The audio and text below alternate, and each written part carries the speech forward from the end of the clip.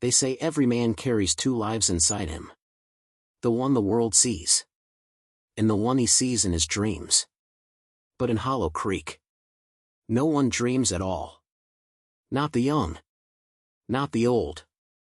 Not the good or the wicked. No one except Sheriff Alden Graves. A man who hasn't slept a full night in 9 years. Because every time he closes his eyes, he dreams someone else's death. And tonight, he dreams yours.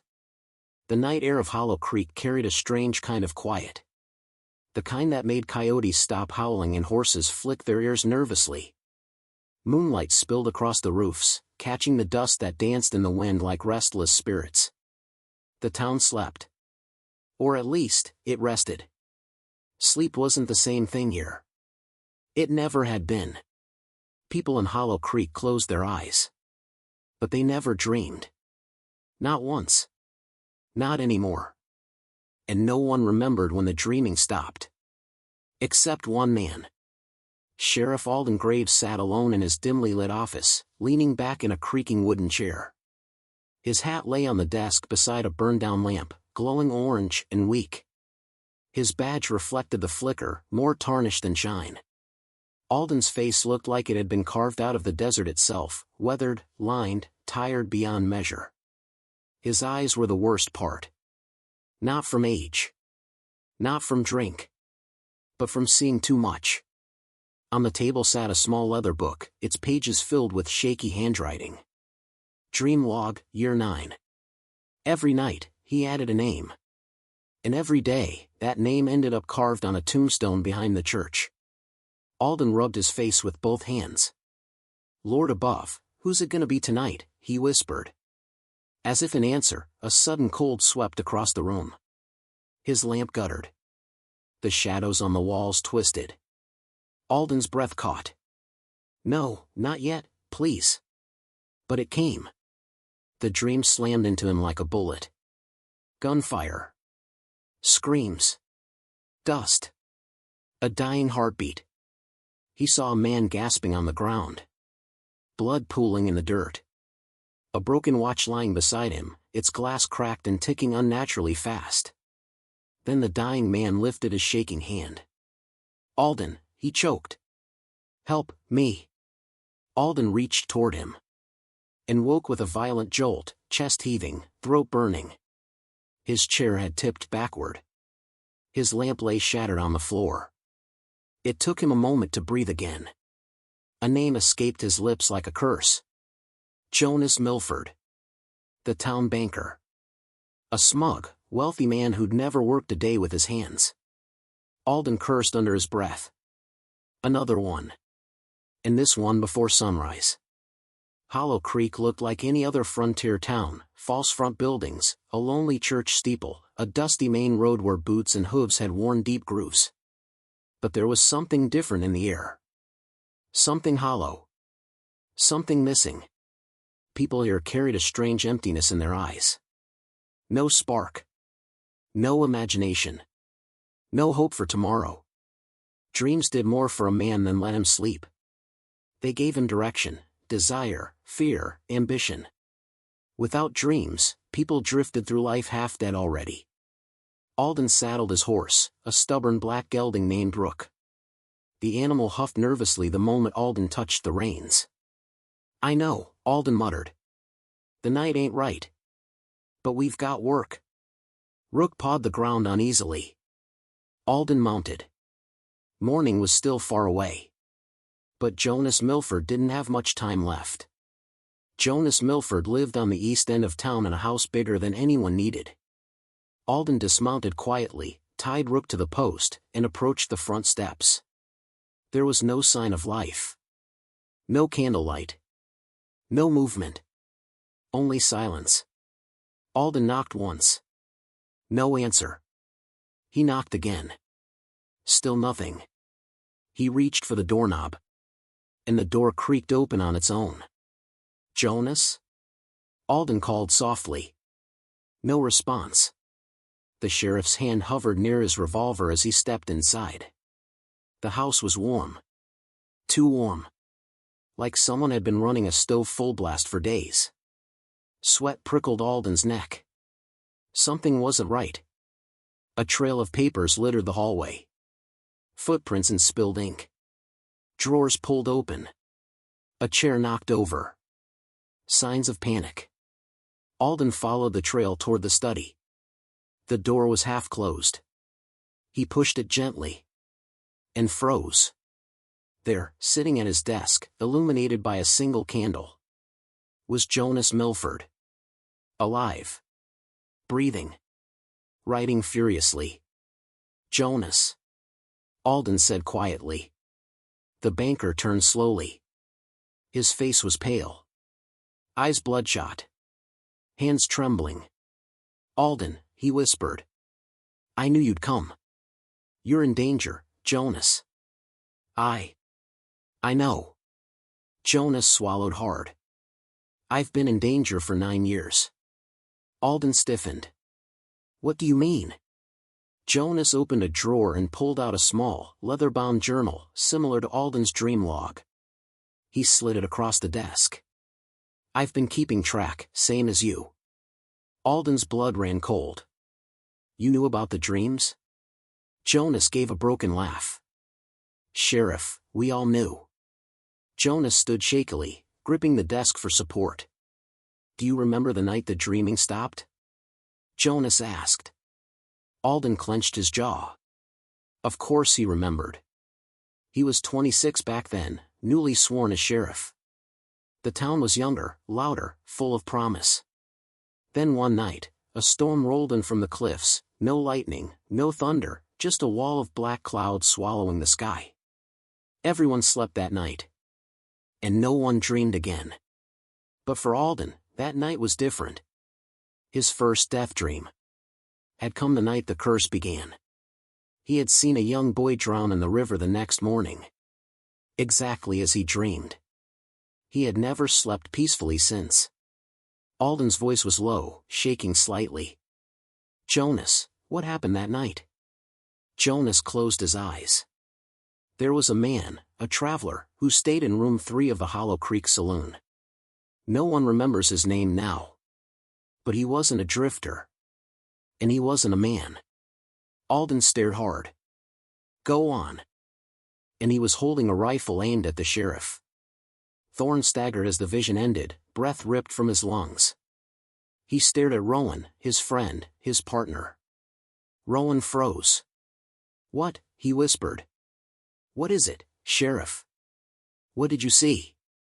Thorne didn't answer. Couldn't. Father Alder grabbed Thorne's arm. You must tell us. But the sheriff stepped back, shaken to his core. Because this time, the death he saw wasn't someone else's. It was his own. And Rowan was the one who pulled the trigger. That night, Thorne confronted Rowan inside the dim jailhouse. Rain hammered the windows. Lamps flickered like the flames of dying souls. Tell me the truth, Thorne said. Rowan swallowed. About what? Thorne stepped closer. The visions don't lie. Rowan's face twisted, fear first, then guilt. I didn't want you to know, he whispered. Know what? Rowan looked up, eyes dark and hollow. That I dreamed too. Thorne felt the world tilt. You're not the only one cursed, Rowan said. Ever since I came to this town, Sheriff, I haven't slept right. I see flashes. Pieces. Like your visions, but broken. Wrong. He stepped closer, voice trembling. And I keep seeing you die, Thorne. I'm trying to stop it, but every time I interfere, the dream changes. Thorne stared. In one of the dreams, Rowan continued, it's my bullet that kills you. But I swear, his voice cracked. I swear it ain't by choice. A long silence. Then Rowan whispered. I think this thing, whatever lives under the church, it's trying to turn us against each other. Outside, the town slept without dreaming. But sleep didn't protect them tonight. Shadows slithered through alleys. Not natural shadows, but shapes cast by nothing. They moved like hunters circling prey they had waited centuries to feast on.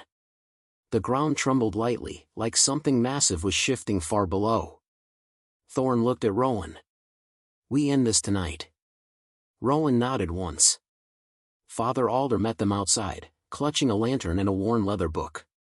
"The creature's heart is beneath the church," he said. "The steeple was built as a seal. If we breach the basement, there's no turning back." "Good," Thorn said. "I ain't looking to turn back."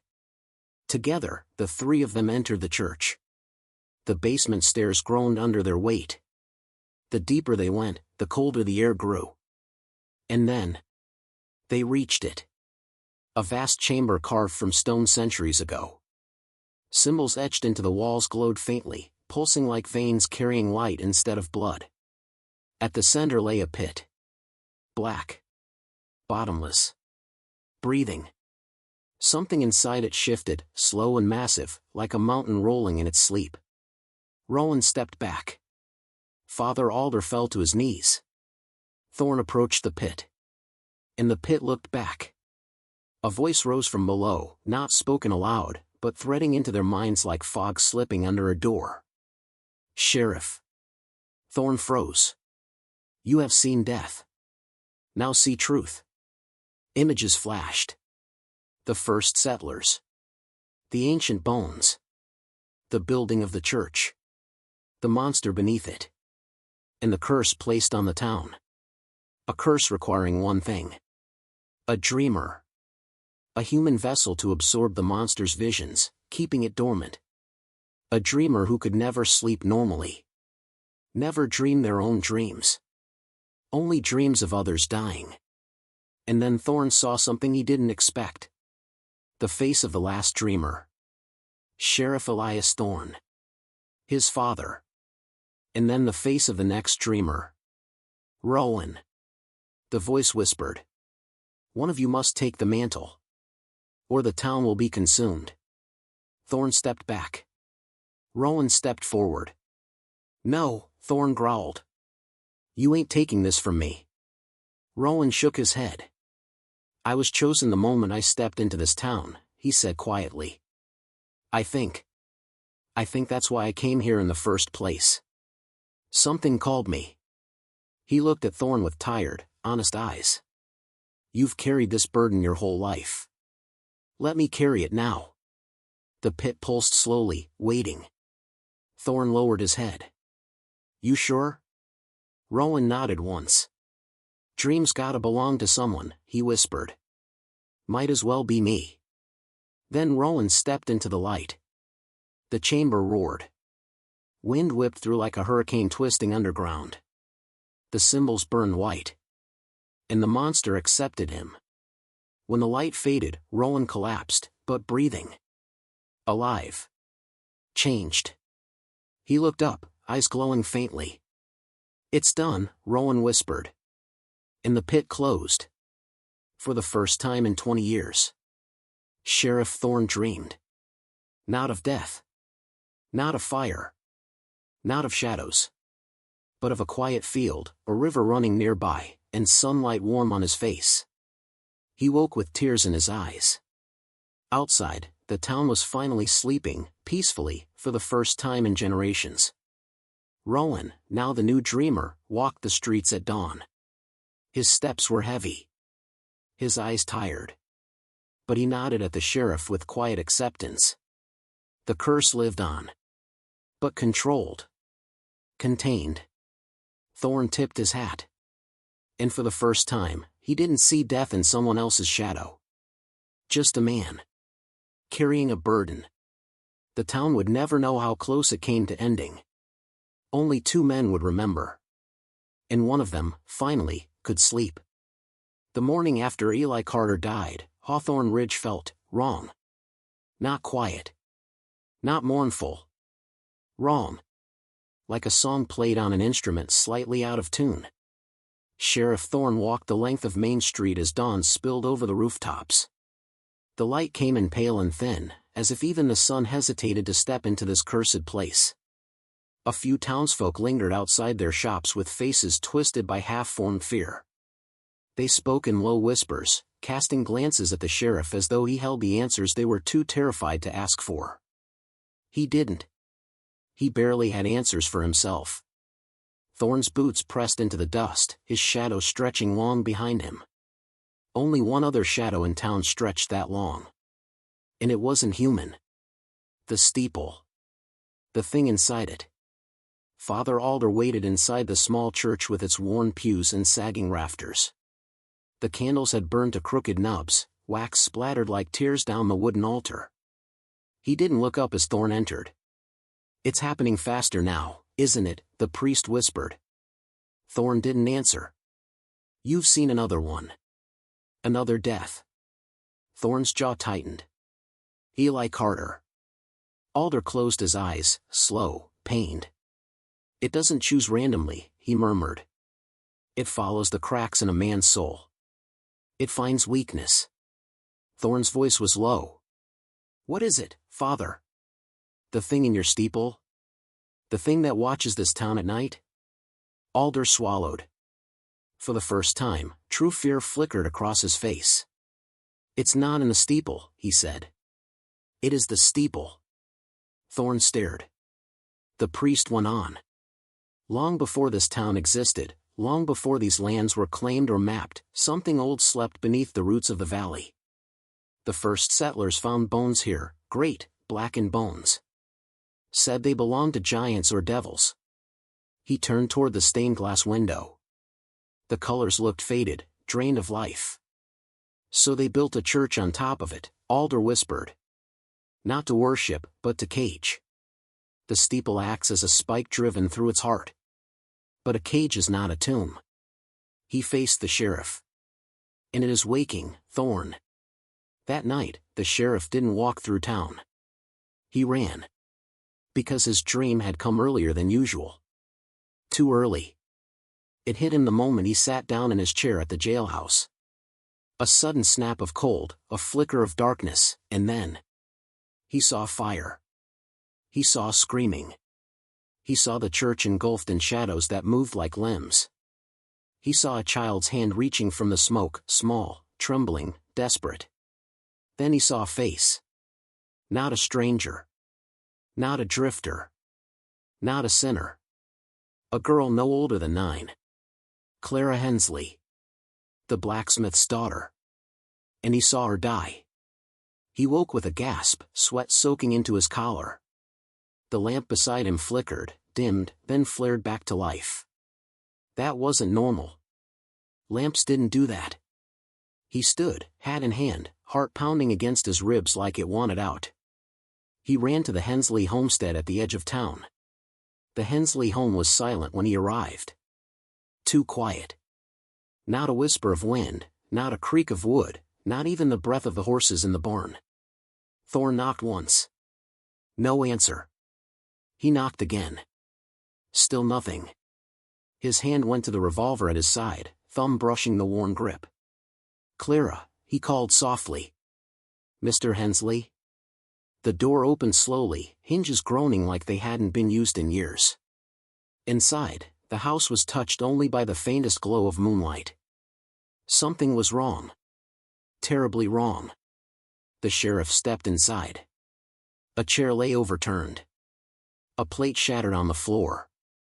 A kettle boiled on the stove, but no one stood near it. Then he heard it. A soft, trembling sob from upstairs. He moved quietly, boots barely touching the steps. At the top, he found the blacksmith's wife, Mary Hensley, sitting against the wall, clutching her daughter to her chest. Clara was shaking uncontrollably. Mary looked up at the sheriff with hollow, terrified eyes. She saw something," Mary whispered. "At her window." Thorn knelt. "What did you see, Clara?" The girl didn't look at him. Her eyes were fixed on the window. "It was tall," she whispered. "As tall as the church. But it didn't have a face. Just holes." She looked at him then, finally, and her voice cracked. "And it was looking for you, Sheriff." Morning came with panic. Word spread fast, too fast for comfort. Every townsfolk seemed to have their own story now. A shadow on a rooftop. A handprint burned into a barn door. A voice calling from underground. People gathered in the square, shouting, begging, demanding the sheriff do something, anything. "We trusted you, Thorn. You see these deaths before they happen, stop 'em. If you know who dies next, you tell us." The sheriff raised his hands to quiet them, but panic doesn't listen to calm. It listens to fear. And fear was boiling. A man in the crowd yelled, "You're cursed, Sheriff. And you curse this town with you." Thorn's jaw tightened. Because part of him believed it. Then someone pushed through the crowd, a woman clutching a folded piece of paper. It was Mrs. Carter. Eli Carter's widow. She pressed the paper into the sheriff's hand. Her voice shook. "Found this in Eli's coat pocket," she whispered. Thorn unfolded it. It was a crude charcoal sketch. Done in desperate strokes. It showed the church.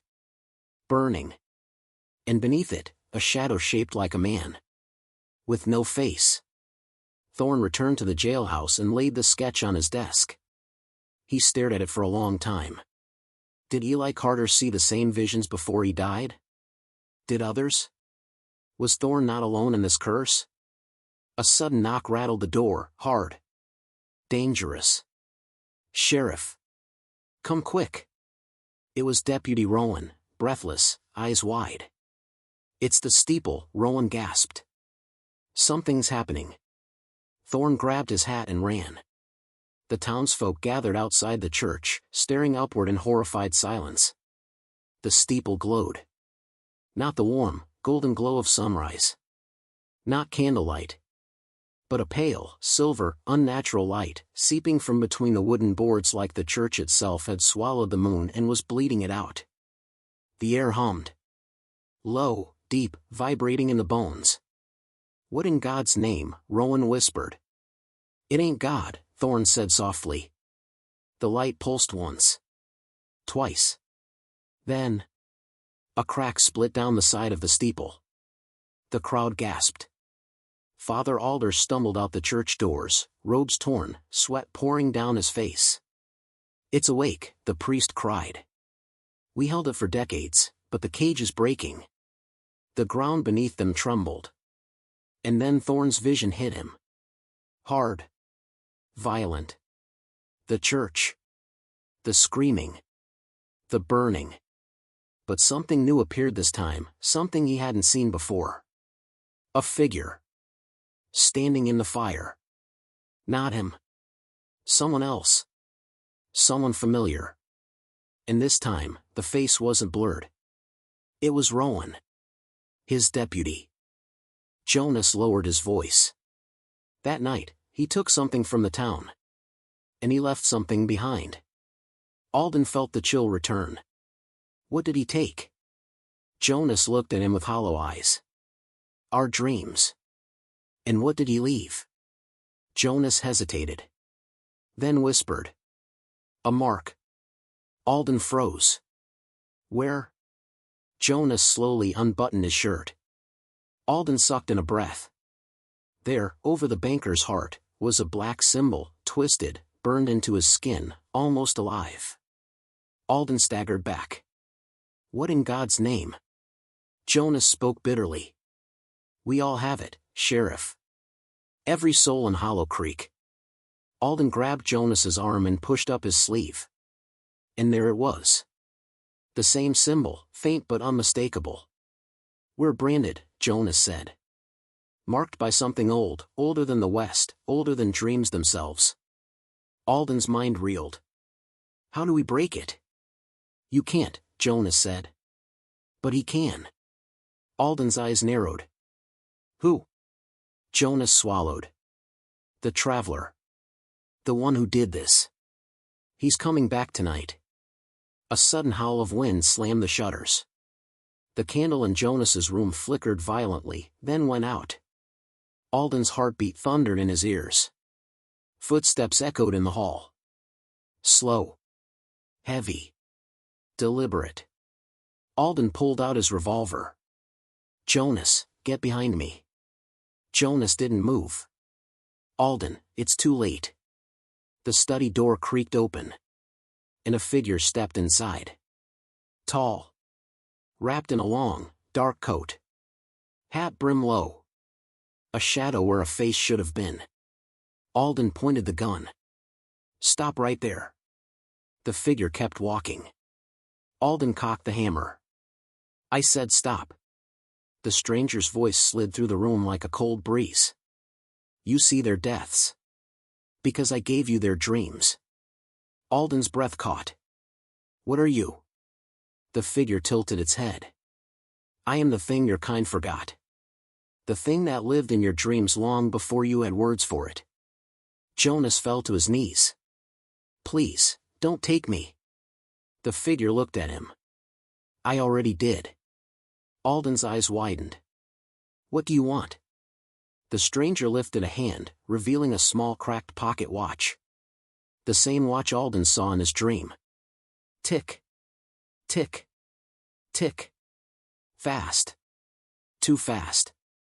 I want what was promised, the stranger said. And tonight, the debt is due. Jonas screamed. Alden fired. Once. Twice. 3 times. The bullets passed through the stranger like smoke.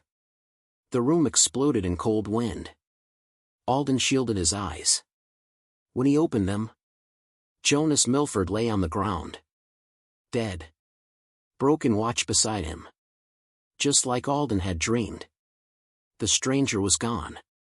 Alden stood in the silence, shaking, staring at Jonas's lifeless body. He had failed again. He always failed. What good was a dream of death? If he could never stop it. He clenched his fists until his knuckles went white. Why me? He whispered to the emptiness. Why do I dream when no one else can? But there was no answer. Only the soft ticking of the broken watch. Alden picked it up. The hands spun wildly, moving faster and faster. Until suddenly they stopped. The time read. 2:17 a.m. Alden frowned. That was less than an hour from now. A lump formed in his throat. Another death. Another nightmare waiting. He gritted his teeth. No, he growled. Not this time. He stormed out of the house, mounted Rook, and kicked into a gallop. The cold night wind cut his face like knives. But Alden didn't feel it. He felt something else. Something he hadn't felt in 9 years. Purpose. This time, he whispered. I'll stop it. I don't care if he's man, monster, or something worse. Rook ran faster. Alden rode into the night. Toward the truth. Toward the curse. Toward the thing that took their dreams.